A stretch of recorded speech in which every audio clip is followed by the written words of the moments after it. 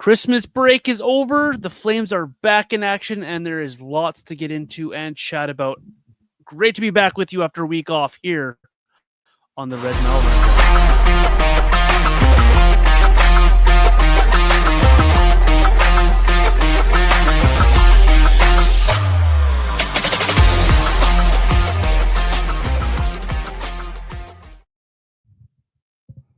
Hope everyone is nice and full of eggnog and turkey, just like I am. Welcome inside the Red Mal Rundown. I am your host, Johnny Dope. Alongside me, as always, Robert Munich. Robert, how are you? How was Christmas? Yeah, Christmas is great. Holidays have been really good so far. Nice to take a few days off work as well, get some time off and watch some hockey. I was able to get out to a Wranglers game and some Circle K Classic games, so it's been really good so far. How about yourself? Yeah, Christmas was good. The kids were hyper. The sports calendar was very kind. I was able to get to see the Chiefs take that number 1 seed, watch Canada lose to Latvia, all the good stuff around the holiday seasons. Robert, Flames back in action as the unofficial second half of the season's underway here. The post-Christmas schedule is going away here. We're going to do something a little different here on the show here. You brought up a really good idea.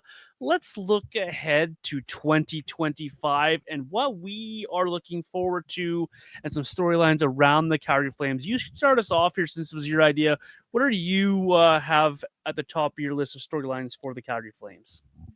Yeah, I was thinking of like a few different things that I think are going to be really interesting to watch in 2025. And the first one that came to my mind was just like what the plan is going to be moving forward here. Are the Calgary Flames going to go into a rebuild? Probably not. I think, they've made it abundantly clear that they're not going to do that. Are they going to continue to retool? Are they going to continue to move out some veterans and bring in NHL players and some picks and prospects? Or are they going to try to take the next step? Kind of like what they did in 2015. They had the 14-15 season where they made the playoffs. They played kind of over their head, over their skis. And I'm kind of getting some similar vibes right now in the 2024-25 season that I was in 14-15. Just that the team's competitive. They're hovering around a playoff spot. Do Craig Conroy, Don Maloney, Murray Edwards, do they look at this team and say, you know what, we're a lot closer to being competitive than we think. I think it's time to take the next step, just like they did in 2015. I'm really curious to see what happens this offseason. This trade deadline and then heading into the offseason. I think it's going to be fascinating to see which direction this team goes in because, as we all know, Murray Edwards loves a competitive team. He loves to squeak into the playoffs and get his first round revenue. Is he going to try to do that this deadline? Are they going to try to become a playoff team in the summer? That's something I've got my eye on. Yeah, that's the Murray Edwards thing always likes to loom its head around this time of the season, right? Any sort of success we see Murray Edwards think, we're close enough, right? And tries to go for it. That kind of ties on to my first one that I was thinking about, Robert, was how sustainable is what we're seeing from the Flames through the rest of this season. Pretty decent opening 30-ish games from the Flames. This team tends to find ways to pull wins out where they shouldn't pull wins out. Low scoring affairs, hard fought hockey. How sustainable is it with this group to be able to continue that success that this team has found, which I think will tie in really directly to what this management team is thinking of. We hear about 5-year plans. We hear about long-term goals, but we also hear about we want to be a competitive playoff team at the same time. And I don't know if you can do both and have it both ways, but I really wonder how sustainable the way the Flames are playing right now can be over the course of the month and a half to 2 months till the trade deadline, because I think that'll tell you a lot about what Craig Conroy has to do and should do.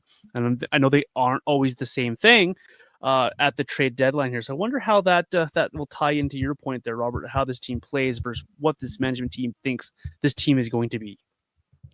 Yeah, it's going to be interesting to see if they can keep this up.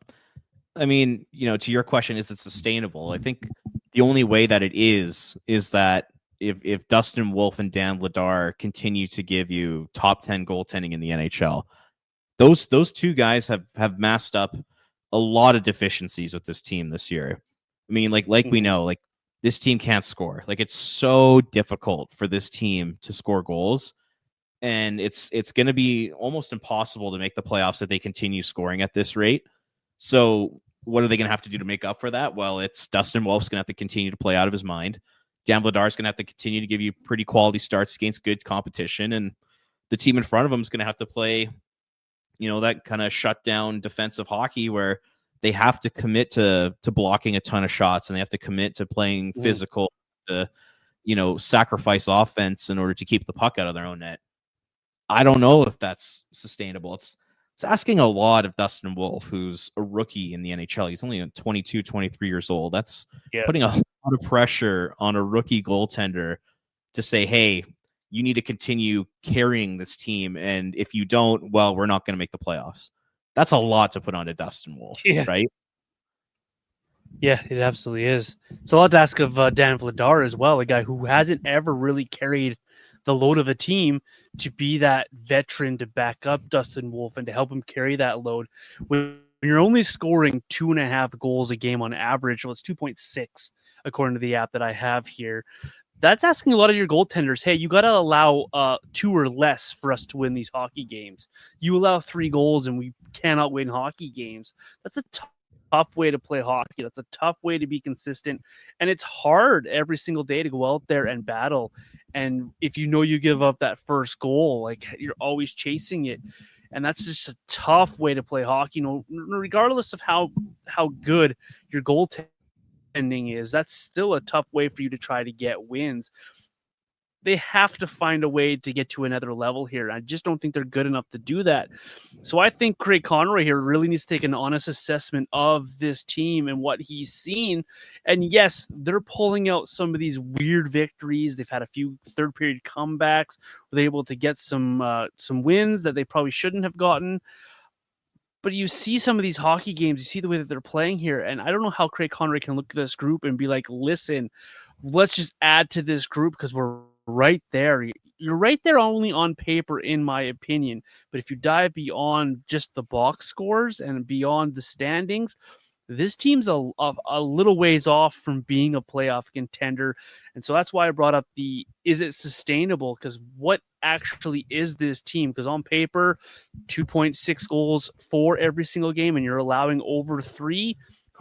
Obviously, that's not a recipe for success or to win hockey games. Yeah, and like just watch the Calgary Flames play hockey.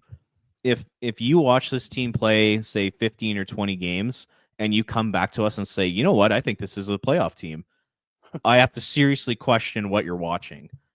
Like it's just like the eye test alone says it all, in my opinion. There's a lot of nights where Calgary is the second best team, and they get wildly outskilled by the better teams in the NHL. And it's so obvious that they're not a true contender. Could they potentially sneak into the playoffs in the 8th seed? Sure. And that's because the Western Conference has been pretty garbage outside the top 7 teams this year. Like, Vancouver is turning into a soap opera and a disaster. And, Utah's not quite there. Like, there's a chance for them to actually get into that 8th seed, but what's it gonna do? It's gonna be a waste 8 days, like Daryl Sutter says. So it's interesting. I mean, kind of going back to like my first point there, I want to ask you, do you think there's any chance that Murray Edwards and company say, all right, we were super competitive this year, we're hovering around a playoff spot all year, it's time to take the next step? Do you see any world where that actually happens? I see a world where Murray Edwards sees the 8th spot and says, we're a playoff team, so make it so, Craig, and brings back the same mantra that plagued Brad Treliving for years of it's playoffs, and that's what we're after. I feel we've seen this before where Murray Edwards, quote unquote, lets the team rebuild or retool, but it's a year, maybe 2 years max. And then he's like, let's get back to these playoffs because he likes his revenue. He likes it. He doesn't. I've said this before on the podcast. He doesn't seem to be a guy who likes to look long term. He likes the now, the money now, the revenue now, the success now, because that's what some business is like.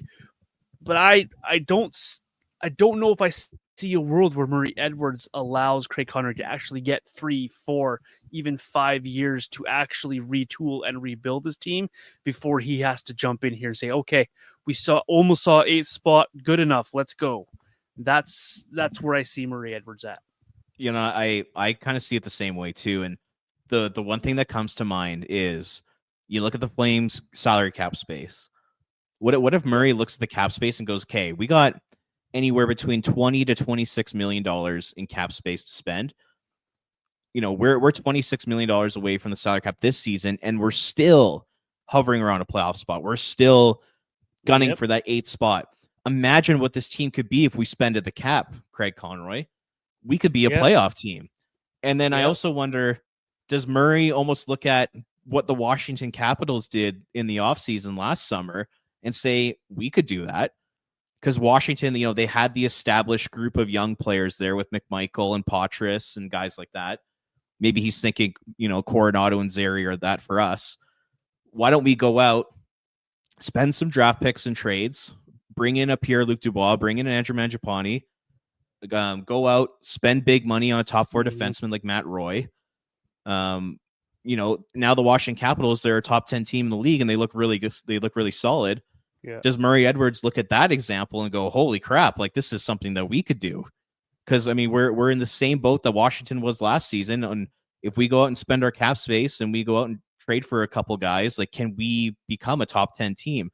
I really wonder if something like that goes through Murray Edwards' head with kind of the way things are going right now. It's like you're in his office. I really see a world where Murray Edwards says no, re-sign Rasmus Anderson if he wants to. If Rasmus wants to stay, give him the 8-year deal, $8 million or whatever it ends up being at the term. Go out there and find yourself another guy for that back end. Use that money, exactly what you're just saying there. Do the Washington Capital thing. I honestly think that's the road that we're headed to, especially if the Flames hover where they are hovering for the rest of the season. If they're hovering in that 9th, that 8th spot, Murray Edwards is going to see, hey, we just made the playoffs and, we're good. Double down on it, or we just miss. Use that cap space and get us over the hump. I honestly see that's where it has to be. That's where I don't like wishing for my team to lose, but that's where I hope it kind of drops off for the Flames. Drop off, become the team on paper that you should be, rather than this. Well, this team is playing above over their skis right now. They are playing better than they should be, getting results that they probably shouldn't be getting. Fall back to where you were, and then force the hand a little bit of Murray Edwards to hold himself back and allow Craig Conroy another year or two to try to build this up here. Because if you're in this murky middle that we've always seemed to have in Calgary, I honestly see Murray Edwards going, yep, let's go. Double down. Let's go to these playoffs because we need the revenue. I do too. And you always hear Craig Conroy and some people in the Calgary media talk about how they do have a long-term plan. But I just don't know if I buy it, man. I don't know if Murray Edwards is going to allow Craig Conroy 3 or 4 years to get this team to where it needs to be. I think he's super impatient. When you and I think long-term plan, we think 3 to 5 years, maybe 6 years. I think when Murray Edwards thinks long-term, it's what is your 18-month plan? What's going to get us through the rest of this season and next season, and then let's go. I honestly think he is that short-sighted, and I don't want to talk bad about the guy. He's clearly a savviness to how you conduct your business, but I think he plans so short-term that a long-term plan to this guy is 2 seasons, a season or 2, and that's a long-term plan for this guy because he likes it. Revenue every single year. Whereas you and I are like, well, a general manager, 3 to 5 years, get your plan in place, build a team. Jason Gregor did a really good article about building a franchise and how it takes 8 to 10 years to truly rebuild a franchise to be successful again. And he was using a lot of averages, obviously, doing that article, but it was a really good article. I don't think Murray Edwards has that ability to think like we do in that sense, because he wants his revenue, he wants his businesses to be successful, and that's honestly what I think about where the Flames are going right now. Is I think you see a little success, it's time to double down, and it's time to go to the playoffs. Yeah, and since he's taken over as owner, there's only been one time that the Flames have truly, quote unquote, rebuilt, and that was in 2013. And that was the lockout shortened year when they ended up trading Jerome and Jay Bouwmeester. They lose Mika Kiprasov. And then they have the 13-14 season where they get the 4th overall pick. They take Sam Bennett. And then the next year, they end up making the playoffs. Like 14-15 is pretty much 24-25 where we are right now. And then he throws in the towel on the rebuild. He says it's over. We're ready to contend. First round pick, second round pick for Dougie Hamilton. Let's sign Michael Frolik to a big free agent contract. You know, let's trade a 3rd round pick for Brandon Bollig. Like, let's do all this stuff. And it didn't work. I mean, but in his mind, it might have worked because the Flames, you know, they got 2 Pacific Division titles out of it.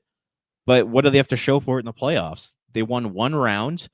Well, I guess they won 2 against Vancouver and then Dallas. And the furthest they made in the second round was to Game 5 in both years. But I guess to Murray, I guess that's success, which I don't really understand. But, you know, the best predictor of future behavior is past behavior. And that's what the Flames did in the past. It wouldn't surprise me if we see that sort of thing happen again this summer. It's a decade later and it's the same damn story, because last year would have been like 13-14. The Flames were not very good. They struggled. They couldn't win hockey games. Last year, the Flames couldn't win hockey games. They struggled. They traded guys away. They got a high draft pick, and we're right back at it again this season, where if he sees any sort of success, it's going to be, let's get the Bolligs, let's get the Froliks, let's get whatever else you need, the Brian Elliott's, let's go. And it's a decade later, and we're kind of seeing the same script play out a little bit here. So it's a little scary, to be honest, and we'll see how it rolls out for the Flames here and for Craig Conroy. I really hope, and I've said it on this podcast before, I really hope, because it sounds like it's supposed to be different, I really hope that Murray Edwards lets it be different and lets Craig actually put together what the plan is that he presented Murray Edwards in the first place to become the general manager and to sell him on this retooling, restructuring of the Calgary Flames. We'll see how that works out here. Robert, we'll beat that topic to death if I let it, or if you let it, because we could go on and on and on about Flames rebuilding here. What's another storyline that you're looking at for 2025 for this current edition of the Calgary Flames? Well, you mentioned his name when we were having that discussion there, and that's Rasmus Andersson. Mm-hmm. I think it's going to be really interesting to see what happens with him, because really, I mean, there's 2 options. There's, you sign him to a long-term contract this summer, or you trade him. There's no way in hell you ever get to the point where Rasmus Andersson is a free agent in 2026, just like they did with Johnny Gaudreau back in 2022. Mm-hmm. You cannot let it get to that point. So what are they going to do? I mean, based off what Craig Conroy said the other day on Flames Talk, I mean, his quote was, Rasmus Andersson is a Calgary Flame. And when he says something like that, to me, that says, all right, this guy, he's here for the long haul. And I think the Calgary Flames are going to do everything in their power to sign him to an 8-year extension. But does Rasmus want to stay? Does he like the direction the team is going? Like, does Rasmus want to be on a true contender? Because if he does, Calgary's probably not going to be the place for that. Even in 2026, I still think the Flames are a long way away from being a true contender. So does Rasmus see that and go, you know, is the grass greener on the other side? Like, do I want to go on long playoff runs? Do I want to have a legit shot at Stanley Cup? And if the answer to that is yes, and he asks for a trade, well, then it's going to be fascinating to see, you know, what they can get for him. I think the whole story around Rasmus Andersson is just going to be fascinating. And, you know, if he does re-sign, like, is he a future captain of the team? Like, there's so many different kind of elements to this story that I think is going to be fascinating to see how it plays out. And I know, me personally, I think it's hard because, man, you how can you not love Rasmus Andersson? Like, the guy's awesome. Like, he just seems like an absolute beauty. He's been here forever. He's been through all the ups and downs over the past 5 years here. And you do see him as like a potential future captain. So there's kind of like that off ice intangible thing where you really respect the guy and you respect the player, but at the same time, when you're thinking about the long term future of the Calgary Flames and the one day you'd love to see them get to a point where they build a Stanley Cup contender, is signing a 30-year-old defenseman to an 8-year contract with probably an AAV at or above $8 million. Does that make sense long term for the Flames? So what happens with Rasmus Anderson, I think, is just going to be so interesting, and one that I'm really looking forward to see how it plays out.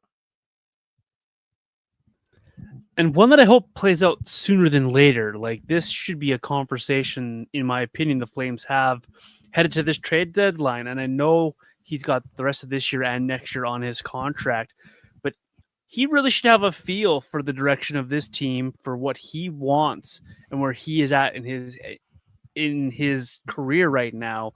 So I think that if he doesn't want to be part of the long term, if he wants to go and be on a contender, you try to trade him this trade deadline and get that extra playoff run for a team out of them, up that price a little bit for a potential return for Rasmus Anderson. Of course, that's just my opinion on the matter. I keep going back and forth on whether to sign Rasmus Anderson or not, given the point that you've made. He'll be 30 when that contract kicks in. Where the Flames going to be at? They have a lot coming up the pipeline of guys who could play the role that Rasmus is, but at the same time, Rasmus could be the next Michael Backlund, where he is that long-term tenured Flame, potential one jersey over his career, captain, the whole 9 yards. And the guy's an absolute incredible hockey player and a super nice guy. So there's a lot to both sides of Rasmus Anderson to this conversation. What does he want? What do the Flames want? It's going to be fascinating, like you mentioned, how this plays out over however long it takes to play out. I just hope that the Flames make the decision. If he's going to be here long term, great. Let's get him signed as soon as you can, which would be July 1st. Or if he's not going to be here, then maximize the return for the asset. And you can definitely do that at this trade deadline. There are going to be teams who would love to add a Rasmus Anderson. I'm sure there'll be like 12, 13 teams that'll line up for this guy. They'll have assets that they'll pay for this guy if you choose to move on for him. We'll see how it plays out. It's a very interesting conversation to have between Rasmus Anderson and what he can be for this Flames team. Go ahead. I was just gonna ask you one question here. So, like, there's always people that say, like, fan bases and own teams overrate their own players. Do you think we overrate how good Rasmus Anderson is here in Calgary? Oh, definitely. I definitely think people do. But I look at it, if I try to take my bias out of it, I look at it, this is a guy who's a right-handed shot guy who can play on a top pairing in the National Hockey League. Second pair at worst.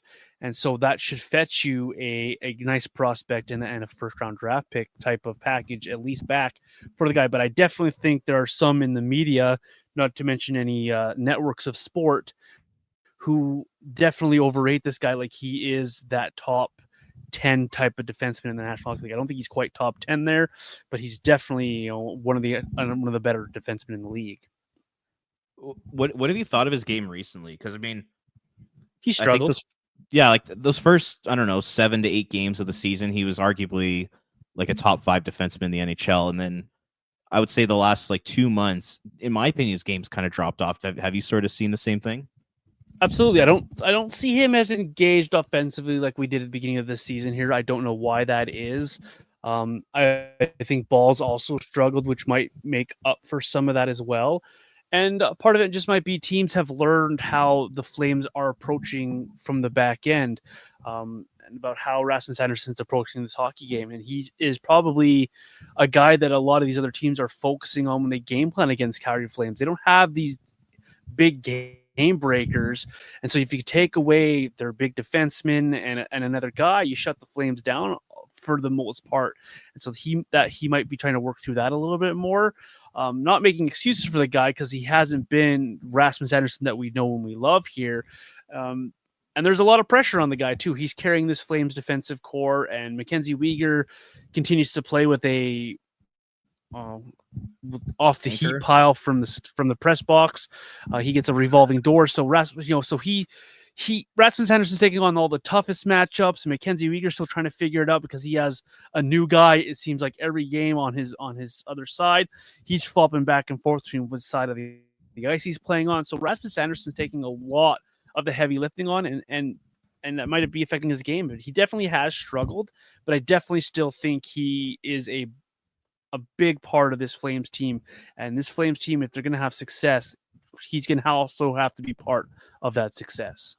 Yeah, I put it out there on Twitter today, just asking people like what they thought of Rasmus Anderson's game, and the reason I did that is because I was doing some research for an article I'm going to write about Yegor Sharangovich, and I was just looking up stats since Yegor returned to the lineup, and I realized that Rasmus Anderson, like the numbers say, he's really struggled. Like he's got 7 points in his last 29 games, which is like a 20-point pace over 82.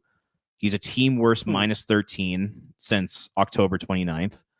And then at 5-on-5, the Flames have been outscored 22-15 with him on the ice. And, all of his underlying numbers are below 50%. And I was just like, I did not realize that it had fallen off like quite that much. Because, like you said, like I've been watching like Kevin Ball and Anderson. I do think their game's taken a step back over the last month or so here. I didn't realize it's to that extent, though. But like you said, man, it's hard to be critical of the guy because he plays the most minutes. He's given the toughest matchups on a bad hockey team. It's like what are we expecting Ras to do? Are we expecting him to be a top 10 defenseman in the NHL? When he plays under those circumstances, I don't think that's realistic. But just seeing those numbers and just the eye test lately, I'm wondering like who is Rasmus Anderson long term here? Mm-hmm. Is he like a really good number 3? Is he a solid number 2? He's definitely not a number 1. I think we can say that safely. Yeah, I agree. And how long can he be that player? Is Rasmus Anderson the type of guy who's going to age well? I don't know if he is, to be totally honest. So, like, do you really want to commit 8 years to a 30-year-old who's going to be a number 3 pretty much long term, even though you got Henry Muse coming, who's lighting up the OHL, leading OHL defenseman in scoring. You got Zayne Parekh coming. You got Hunter Prestevich coming. They're all right shots. They're all puck movers. Does it make sense to have Weegar, Anderson sign long term and have those 3 guys coming up in the system and not having room for them? Like those are the discussions people should be having with Rasmus Anderson. Nobody ever, like mainly in the Calgary media, nobody ever has the discussion about, well, does it make sense to trade him? Everybody's just saying, you have to keep him. You have to keep him. He's the best guy in the world. You got to keep him. Why don't we have like those like serious discussions about, hey, what would it look like if they moved on from him? You know what I mean? And I think to add on to that conversation and to throw another angle at it is, if you're signing Rasmus Anderson, should you try to move Mackenzie Weegar? Does it make sense to have both of those guys? I think it's one of those guys, one or the other, and you build around these youth coming up. Now, the chances of all 3 of those guys you named off, Prestevich, Parekh, and Hughes, all becoming a top 4 NHL defensemen, yeah, they're slimmer. They're slimmer chances, but they're all progressing how you want them as prospects to progress. They're all having outstanding seasons to different levels and learning games at different levels. So the conversation is, if you sign Rasmus Anderson, then do you look to move Mackenzie Weegar, or do you just move on from Rasmus Anderson? It's an intriguing conversation to have, and it's one that, pardon the dogs if you guys can hear that on the podcast. Your dog loves Rasmus Anderson. He's getting pissed at you for wanting to trade him. I'm guessing my kids have come home from grandma's house again. So Rasmus Anderson, Mackenzie Weegar, there's a lot there. There's a lot on this defense. Or do the Flames move Mackenzie Weegar alongside Rasmus Anderson and let those 2 just anchor a defensive core that has Kevin Ball and a bunch of other kids in it? Do you go that route as well? So there's a lot of angles to come at the Rasmus Anderson conversation, but like you mentioned, you have to have that conversation. Is it worth keeping him versus is it worth moving on from Rasmus Anderson? And what's the cost benefit to both of those sides of the conversation here? Because there's pros and cons, obviously, to both ways. I love Rasmus Anderson, so it's going to be hard for me to say trade the guy. But if you take your bias hat out of it, and your fanship out of it, it makes a ton of sense as well for the Flames to move on from Rasmus Anderson, get a couple of nice assets for him, and turn the page and hope that a Hunter Brzustevich steps up or a Zayne Parekh steps up faster than you think they can, and you turn over that defense again. Or you let Murray Edwards take over and you just sign some 32-year-old for 3 years instead. Well, like another thing that came to mind too is you're going to get a haul for Rasmus Anderson. Like his reputation around the league is phenomenal. He's a right shot. He's got, like you said, he's got a couple years left on his deal. You know, he seems like the kind of guy that you want on your team in a playoff series. So you could get you get a huge haul for him. Like I'm talking a first round pick, like an A prospect, maybe even a roster player. You can get all that for Rasmus. And then I'm wondering in the offseason, could you use a first round pick and maybe some other assets to bring in like a Jacob Chikrin style defenseman? Like, I don't think the gap between Rasmus Anderson and a Jacob Chikrin is that big. Like, could you even find Matt Roy in free agency to kind of replace Rasmus Anderson's minutes? Like, could you take all the assets you get from Rasmus Anderson, use them for the future, and then go out in free agency and just get another Rasmus Anderson, or go out in a trade and get another Rasmus Anderson who might be younger and cheaper? Like, that's another way to think about it, because a lot of people, when they have this discussion, it's, well, if you trade Rasmus Anderson, now you're looking for the next Rasmus Anderson for the next 10 years. But like, what if a Jacob Chikrin becomes available? You know, the Ottawa Senators did not get much for him in a trade. Like, I wonder if like there's going to be one of those types of guys who's available that you can get, who's maybe a little bit younger and, you know, doesn't cost all that much in the trade market. Because then you could go out and grab that guy, and then you could have all the assets you required for Rasmus Anderson, and you kind of get the best of both worlds. Like, the whole idea that if you trade Rasmus Anderson, you're looking for him for the next 10 years, I don't think is true, because I don't think Rasmus Anderson is that good. Like the way guys are talking about him is like he's a number one defenseman, which he's not. I don't like name dropping often when we talk about these conversations, but I have a name for you.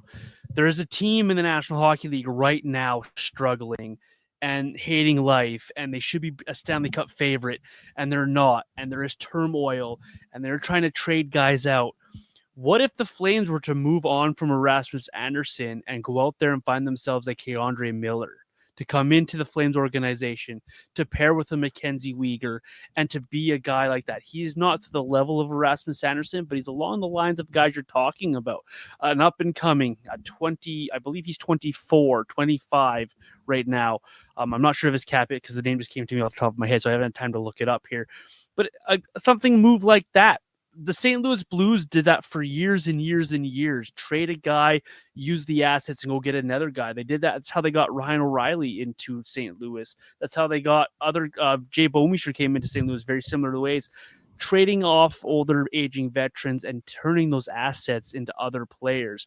I love that concept. I love doing it that way. And you have to remember, you can have all the draft picks in the world. Not all those prospects are going to work out, and you can't play them all. And so eventually you're going to have to move on from some guys and make them into other assets. And I love the idea of trading Rasmus Anderson, maximizing his value, and then using some of those assets to bring in somebody else here. I just thought that Keandre Miller name just popped into my head, and interesting name for me from a team who's struggling, and maybe there's a direct trade there as well. Maybe he's the guy that comes back in a Rasmus Anderson trade. Who knows? But that I love your idea there, Robert. And Keandre Miller is a great name. Like he's definitely in that Jacob Chikrin type of category. Who's like a younger defenseman, maybe looking for a change of scenery. I think that makes nothing but sense. And you know, I don't want to make it sound like I'm bashing on Rasmus Anderson. Rasmus Anderson's a really good player. You know, like I said, he's like a solid 2/3 on every single team in the NHL.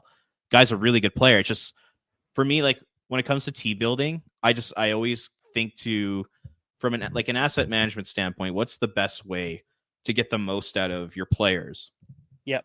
And for Rasmus Anderson, I do think in the long run it makes sense to move on from him. If Rasmus Anderson, say, was a free agent at 25, and you got him through his age 25 to 33 years, I think it would make a ton of sense to sign him to a long-term deal. Him being 30 when that deal kicks in really concerns me. I don't like the idea of signing a guy like Anderson from age 30 to 38, especially when years, say, 34 to 38, those are the years when the Flames are probably going to turn into a contender. At least that's what you hope. Yeah. And what does Rasmus Anderson look like when he's 34 to 38 years old? And you have 35 to 36-year-old Mackenzie Weegar still under contract. What does that blue line look like? Is all of a sudden, are you spending, 15, $16 million on 35-year-old defensemen that can't keep up anymore? It's interesting to think about. Yeah, it is. Just to set the record straight for those who are wondering, Keandre Miller has a 3.872 AAV, and he's 24 years old. So I was pretty spot on there. To your point, yeah, it's always the cost of cost balance of each side of the conversation. By no means do either of us hate Rasmus Anderson and think we should sell him off just to sell him off. This is an asset management. This is a taking your love of the player out of it and strictly looking at it from a building team viewpoint. I love Rasmus Anderson. I think he is a great defenseman. He's a great human. He's great in the community. And if he signs long-term with the Flames, I'm not going to be upset as a fan of the team, as a fan of the player. But you take your viewpoint from the point of building a roster, it doesn't always make sense to sign the guy.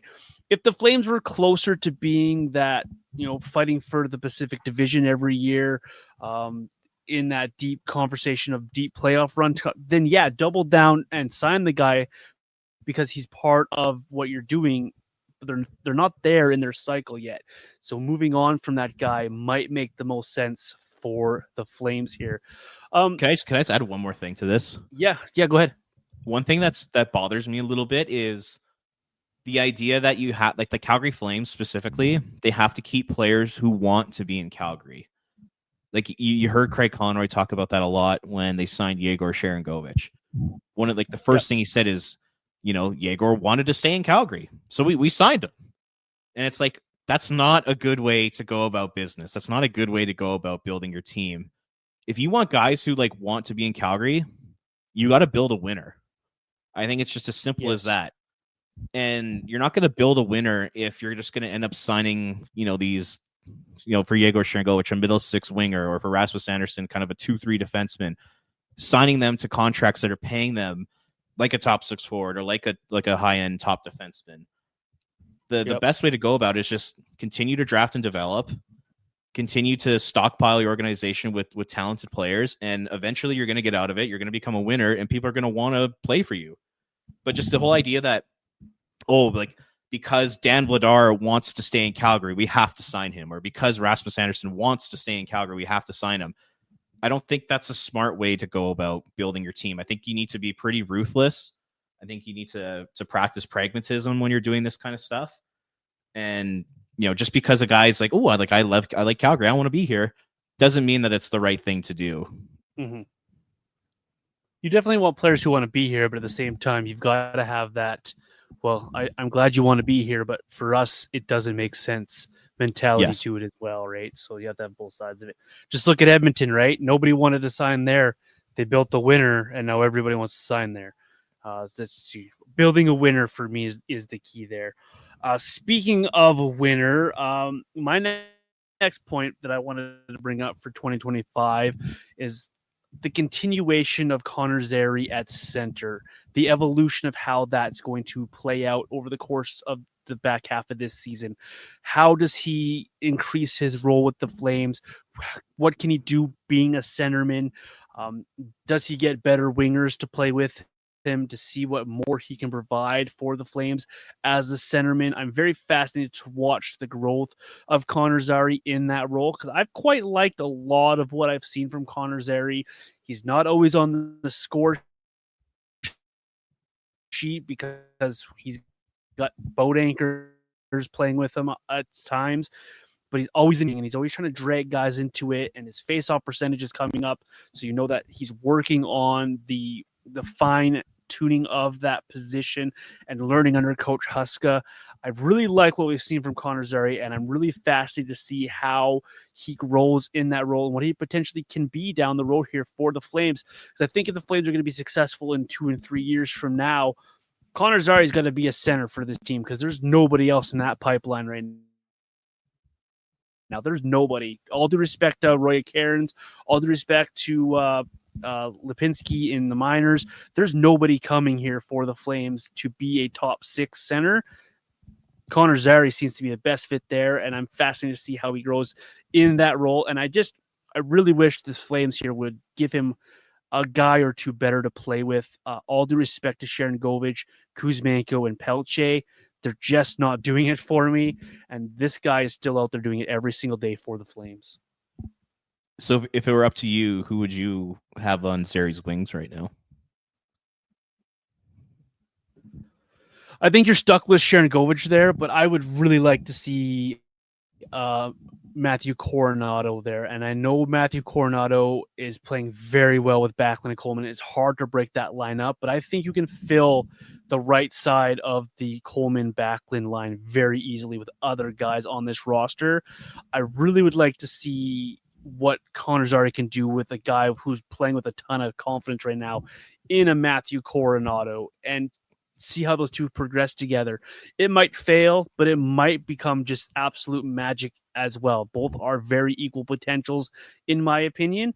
And I wonder if playing with a guy like Coronado can also get Sharon Govich going a little bit. All due respect to Jacob Pelche, he's just not that for me. He's just not doing it for me. Maybe he's a guy that could spend time with Backlund and Coleman and elevate his game a little bit. But I'd like to see maybe try with Coronado to start here with Connor Zary. I really like that idea. I think that idea makes nothing but sense. I know Coronado's been excellent with Backlund and Coleman this season, but good. I mean, like last night in Vegas, I would argue Coronado was their best player outside of Dan Vladar. I thought he was unbelievable. Yeah. Him on a line of Connor Zary would be super, super interesting, and I do hope we see that at some point, because you're right. Yegor Sharangovich right now he's arguably the least effective forward on the team. Like even less effective than like a Ryan Lomberg or Kevin Rooney right now. Like Sharangovich has been terrible lately. I don't like the idea of having your up and coming center playing with a guy like that right now. I get he might have to play there because there's really no other spot in the lineup for him right now, but he's got to get going. And I really like that idea. And the thing with the Zary at center, I like the way the Flames are using him too. Like they're giving him a ton of offensive zone starts. Like I'm on natural stat trick right now. So since November 26th, guess how many defensive zone starts Connor Zary's had at 5-on-5? And that's in 15 games. So over the last 15 games, guess how many defensive zone starts Connor Zary's had at 5-on-5? Are you looking at numbers or percentages? Number. Oh, 15 games. Let's go with less than 20. 3. Okay, that's way less than 20. Wow. Yeah. Like I'm surprised by that. Like Jacob Pelche has more offensive zone starts. Kuzmenko has more offensive zone starts. Defensive zone starts, sorry. So like they're really sheltering him, which I'm totally fine with. Because playing center, I mean, that it takes a long time to learn how to play center in the NHL. It takes a long time to learn how to take face-offs properly. Like I'm happy that they're giving the kid a long look, and so far so good. I've been pretty impressed with it. But like you said, man, like he needs better line mates, and an easy change, like such an easy change, is just to put Coronado with him and Pelchu with Backlund and Coleman. I think that makes nothing but sense. That's a really good poll by you. The way that the Flames are using Connor Zary right now reminds me a lot of when Sean Monahan first became a Flame. When they put Sean Monahan in that third line center role, and I'm not sure he took a defensive face-off for the first year and a half he was in Calgary, because it was all heavy offensive zone starts. But he learned how to be a center. He learned how to be a pro, and he learned how to be a guy on a line that worked hard and provided what he can provide. And I think using Connor Zary in a similar situation would benefit him a lot, and it has, I think, in my opinion. I wish there was a better option on the left side, and all due respect to Sharon Govich, because I love the player. I wish he wasn't struggling like he is. I just wish there was another left winger he could put with Zary and Coronado and let them ride. But for right now, you have a duo that you might be able to get going here. And all due respect to other guys in the lineup, there's really nobody else that could help elevate Zary like that. That you don't want to break these other lines up. Like you finally have Huberdeau and Kadri going with Pospisil. You don't want to break that up, and so you have limited options here because there's no one coming up from the minors that's going to elevate this lineup. All due respect to the Karens and the Klapkas and those guys, they're not going to come up here and elevate this lineup. So it's you got to find guys that you have right here in house to help elevate it. And I think moving Coronado with Zary does a lot for both of those guys, both high confidence players, offensive zone starts. They could be a handful for some teams here. Both play with good pace and have great shots. I think there's some magic there. So I really like how the Flames are progressing with Connor Zary, and I'd like to see more from him. Robert, moving on here, is there another headline, another topic, storyline that you're watching for the Flames in 2025? No, I mean, I think we covered most of them. I mean, another one that kind of comes to mind here is what sort of guys are we going to see make their NHL debuts? So a couple that come to mind are, William Stromgren, Rory Cairns. The one guy, I mean, I mentioned it a few times on the pod, but I think it's going to be super interesting to see if Adar Suniev gets a chance to play NHL games after his college year. He's playing really well in the NCAA. He had a hat trick over the weekend. Like, the kid's dominating. Will we see Sam Morton? Will we see Hunter Brstevich? Will we see Artem Grushnikov?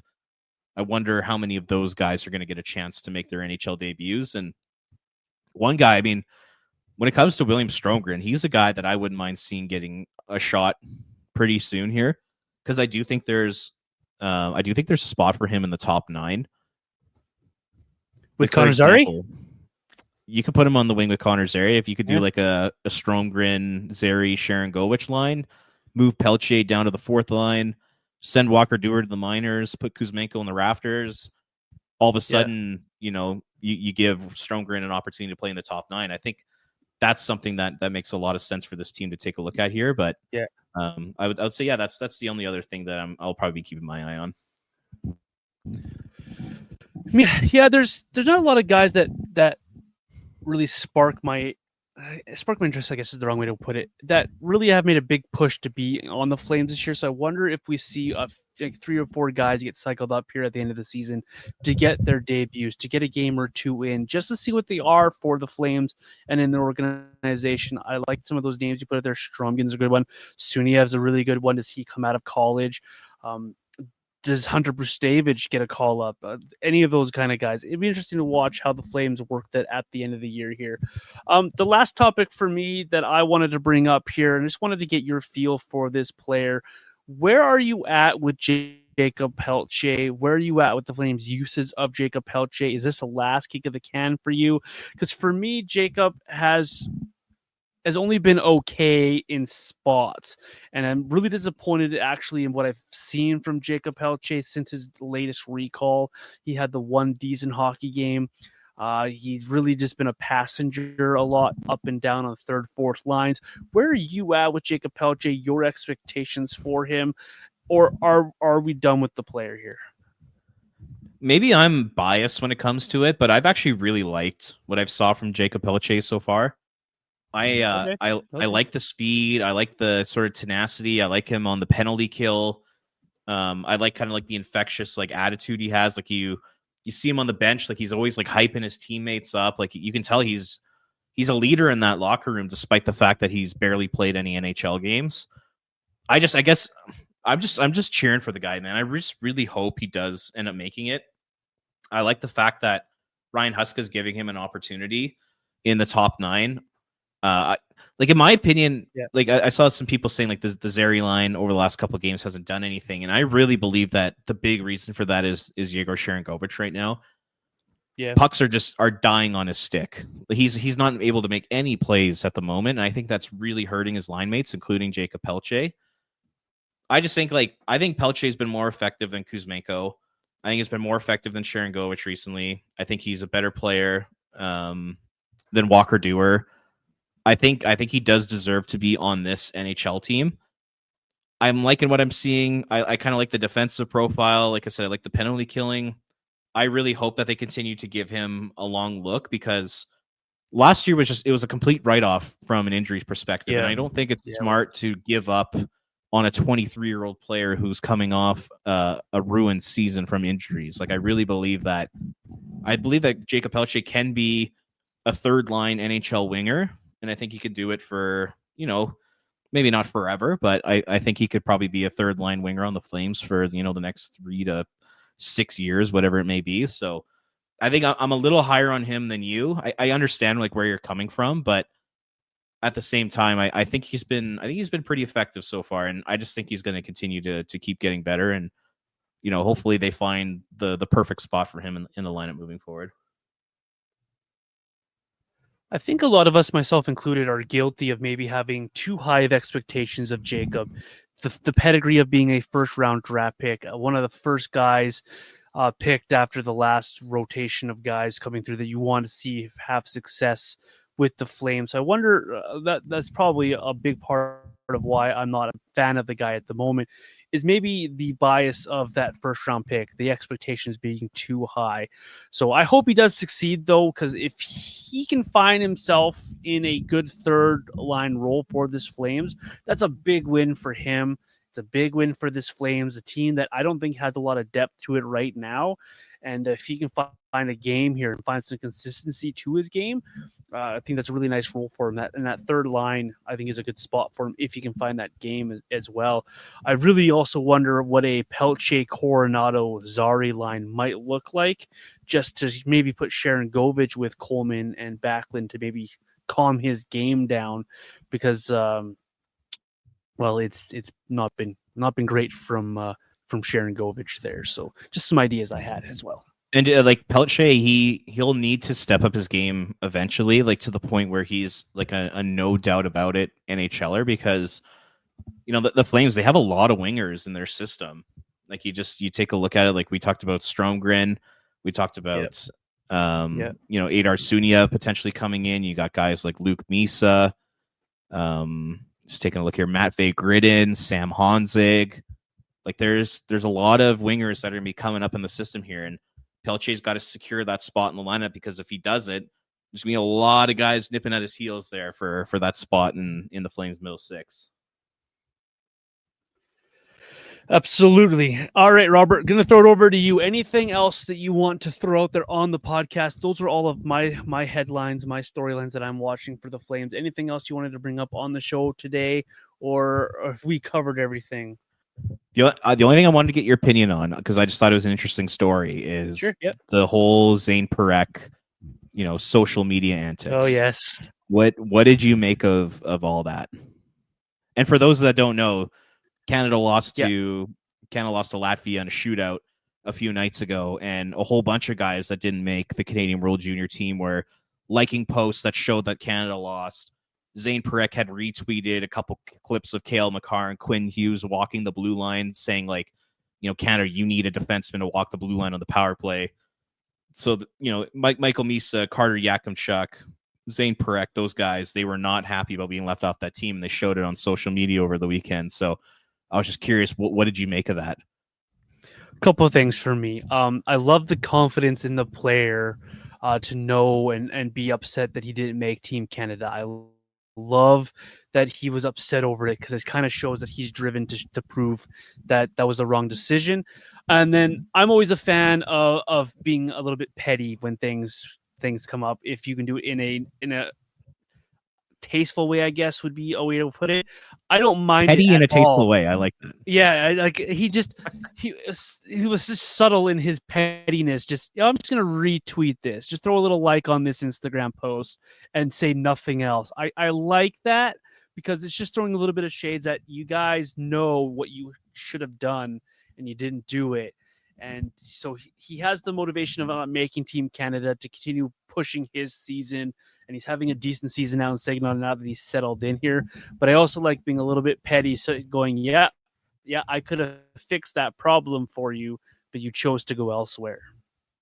I would imagine the Flames and his agent probably weren't too happy with him doing that. That's for sure. It does also, I can see this other side where people are like, it's a little bit immature, but you got to remember, this is an 18-year-old kid too, right? They're all going to be a little bit immature. For sure. And Like when you think about hockey, like it is entertainment.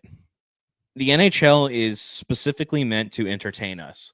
And the NHL needs a lot more personality in the future, now and in the future. And if guys like Zayne Parekh can add a little bit of spice to it on social media, I think it's fantastic for the future of the game. I think and the NHL and their club teams take themselves way too seriously. I think the players take themselves way too seriously. Like I said, this is entertainment. Yeah. It's supposed to be fun. You're supposed to put on a show. It's, and doing things like, being a little petty about not making the team and dunking on them when they lose to Latvia in the biggest upset in World Junior history. I think it's good, man. I think it's fun. I think it's entertaining. I think it's great for hockey and the NHL moving forward. I think this sport is just way too buttoned up, way too kind of white collar, shirt and tie. They just take themselves so seriously, and enough is enough. Time to start having fun and start showing some personality. And I think Parek's kind of doing that right now. So I got no problem with it personally. And as fun as the World Juniors are, this country acts like it is the all and be all of hockey glory, right? Like this is as high as the Stanley Cup. Like we take this tournament way too seriously. Have a bit of fun with it. Let these kids be kids as well. And if they got personality, great. If they want to be that guy who's a brick, fine. But let the guys with personality shine through. People hate guys like Drew Doughty or Brad Marchand. I love them because they bring personality to the game. They let it shine forward. You might not always like what they do on the ice, but you know that they're going to be good for a quote. You know that they're fun and they're having a good time with it, because who likes to go to work every day and just be bored and boring and one answered and white collared shirts and button up tie? It's boring. Have a little personality, enjoy it. So Zayne Parekh, whatever, like a Instagram post. Let's move on here, because Team Canada really looked terrible in that game versus Latvia, and it was more than a guy walking the power play was the problem. They did a lot of things in that game against Latvia that were a problem, and that game should never have been close. They just couldn't do anything that they should have done in the hockey game, and Zayne Parekh was right to throw shades because he should be there. He is better than 2/3 of those defensemen that are at that Team Canada, and I'll say that, and I'll leave that there. Robert, you mentioned there is an article coming up on Sharon Govich for you at flamesnation.ca. Tell us about it. Tell us about what else is coming up and where these folks can find you. Yeah, I got a series of articles coming up just about looking forward to 2025, kind of like what we discussed today. I got one on the struggles of Yegor Sharangovich coming out, and then also I'm going to look at are the Washington Capitals a model for the Calgary Flames to follow? And that's not me saying I want that to happen, but more so, is that something the Calgary Flames would consider doing? So lots of fun stuff coming your way at flamesnation.ca. It's funny how the narrative switches so quick from let's do the Dallas model to now let's do the Washington model. Interesting. Looking forward to those articles, Robert. Follow Robert at Ring of Fire CGY across social media. I'm at Vintage Johnny 84. Of course, the Red Mile Rundown across all your social media platforms. Appreciate you guys for your downloads. Hopefully you all have a wonderful New Year. Celebrate it. Be responsible, please. Everyone out there, there's lots of Ubers and taxis for you all to use, or stay at a buddy's house. Enjoy the new year. Enjoy the hockey this week. We'll be back with you next week on the Red Mile Rundown.